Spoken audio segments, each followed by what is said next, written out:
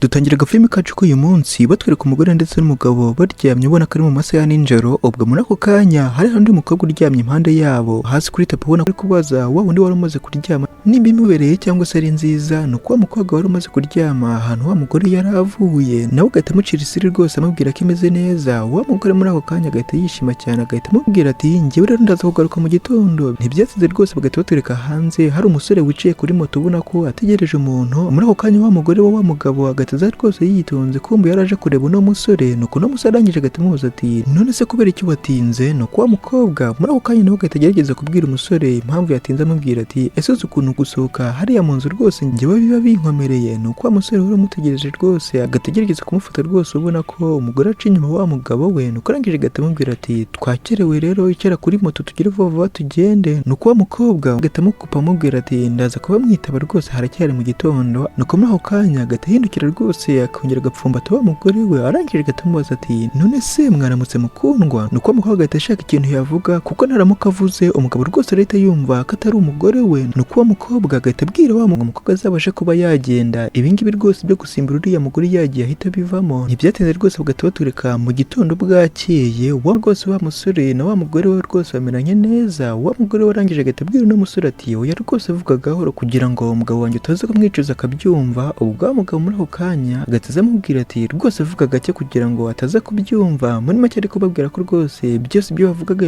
yabyumvishe, ubona ko atunguye cyane. Wa mukobwa agahita amubwira ati mukundwa kubera iki se noneho wabyutse kare? Muri mucyo n'umugore yaramenyereye ko umugabo we rwose akererwa mu kubyuka. Nuko wa mugabo arangije agahita amubwira ati nyine nabyose mpita mbona rwose njyamanye n'undi muntu mu buriri bwanjye atari we ahubwo ari inshuti yawe. Nuko wa mugabo rwose wari winjiranye n'uyu mugore w'uno mugabo arangije agahita amubwira ati nimba ari gutyo bimeze rwose ndi kumva wahuye n'ibibazo wihangane cyane. Nuko arangije agahita amubwira ko rwose we n'umugore we rwose ari akantu gato bari bari gukora ijoro ryose. Muri make ari kubwira umugabo we ko rwose we n'umugore basanzwe bagira uko bigenza. Nuko umugore ubona ko atunguye cyane n'amagambo n'umusore ari kuvuga. Warangije akamwitegereza nawe arangije agahita amubwira ari kugenda ati nanjye ndakeka ngomba kugenda kano kanya. Ari kugenda wa mugabo agahita amuhamagara amubwira ati buretse gato ariko. Nuko wa mukobwa nawe arangije agahita yihindukira akamureba. Ubwo wa mugabo agahita akomeza kumubwira ati byarangiye rwose ugeze mu buriri bwanjye kandi ntago nkuzi. Muri make ari kumubwira ko rwose bazasohokana umunsi umwe rwose bakamenyana. Nuko umukobwa ubona ko abyishimiye n'umugabo yishimiye ko rwose kuba bazamenyana.